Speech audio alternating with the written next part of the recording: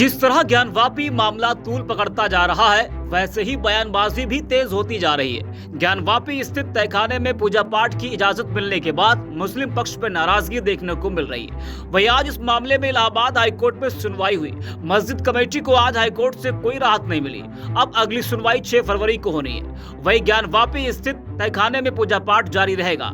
इस मामले पर अब जमीयत उलेमा हिंद के अध्यक्ष मौलाना अरशद मदनी ने बड़ा बयान दिया है। मौलाना अरशद मदनी ने कहा कि हमने 1991 में बने कानून पर भी एतराज जताया था कि इस कानून से बाबरी मस्जिद को क्यों हटाया जा रहा है। जहां बाबरी मस्जिद वहां राम जन्मभूमि नहीं है। बाबरी मस्जिद के फैसले ने बताया कि ऐसा किसी भी मस्जिद के साथ हो सकता है।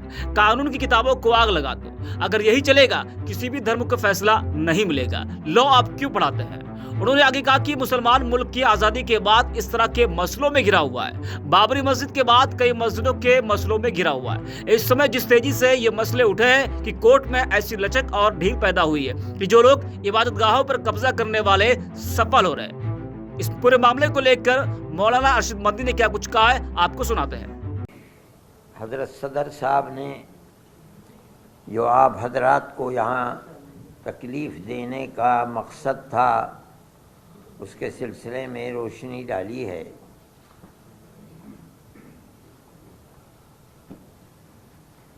मुसलमान मुल्क की आज़ादी के बाद इस तरह के मसाइल में घिरा हुआ है।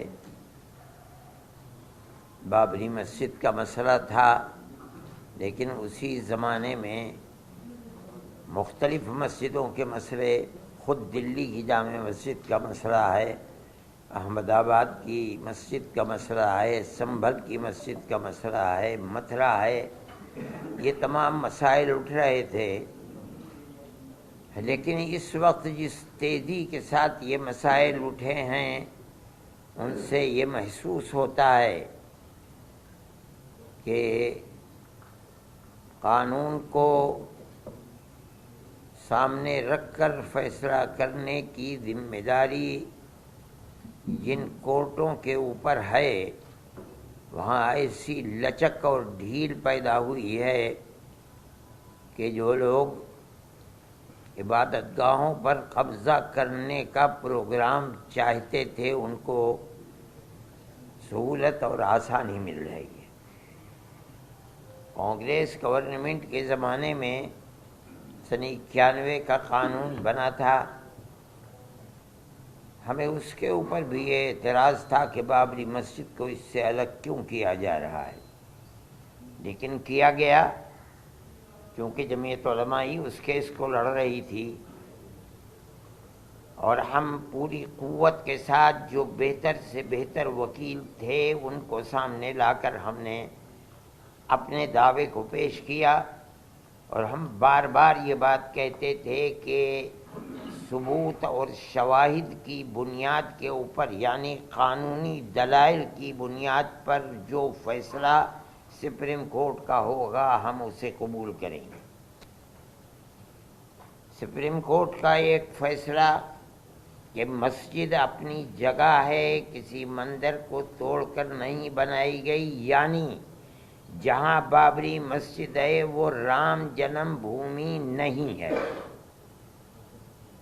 ये फैसला कोर्ट ने दे दिया सुप्रीम कोर्ट में। ये दलील थी, सर्वे हुआ था, सर्वे से साबित हुआ कि यहाँ कोई दूसरी इमारत नहीं थी। लेकिन एक दूसरा फैसला कि हम ये मस्जिद अखाड़े को देते हैं, इसकी कोई दलील, कोई सबूत, कोई शवाहिद नहीं है। सुप्रीम कोर्ट के इस फैसले ने, आप खुद दुनिया को देखें, मुल्क को देखें, इस फैसले ने कि हम अकीदत की बुनियाद पर इस मस्जिद को तोड़वा करके हम अखाड़े को देते हैं, इसने जो रास्ता दिखलाया है, उस रास्ते दिखलाने के बाद फूट पड़े हैं मसाइल के इस मस्जिद को भी लो, इस मस्जिद को भी लो, इस मस्जिद को भी लो, इसके ऊपर भी। इसका मतलब है کہ قانون کے راستے کے اوپر چلنا جو کورٹ کا امتیاز تھا، صرف بابری مسجد کے فیصلے نے ایک راستہ دکھلایا کہ نہیں، ان تمام قوانین اور قواعد کی لائبریریوں کو، ان کی کتابوں کو آگ لگاؤ، کوئی چیز نہیں ہے۔ فیصلے مذہب کے اندر جو بھی ہوں گے وہ عقیدے کی بنیاد کے اوپر ہوں گے، عقیدت مندی کی بنیاد پر ہوں گے، تو ملک کیسے چلے گا؟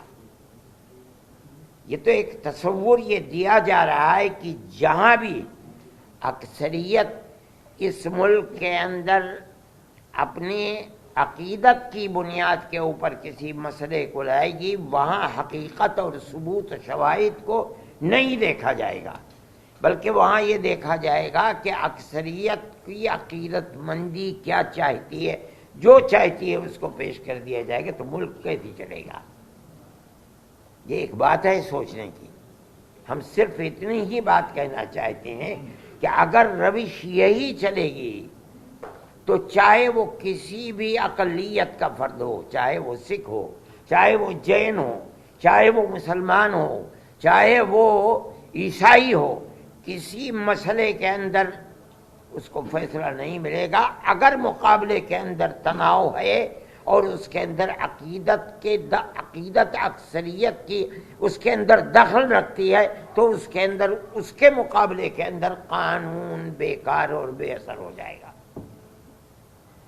یہ بات میں ہی نہیں کہہ رہا ہوں، سمجھدار اور بڑے بڑے وکلاء یہ بات کہہ رہے ہیں کہ اس فیصلے نے بابری مسجد کے جو راستہ کھولا ہے کہ عقیدت کی بنیاد جب کبھی مقابلہ ہوگا تو قانون اس کے مقابلے کے اندر ہیج ہو جائے گا، تو پھر لا آپ پڑھاتے کس لیے ہیں؟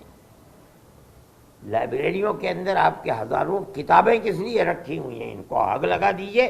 یہی مسئلہ ہے۔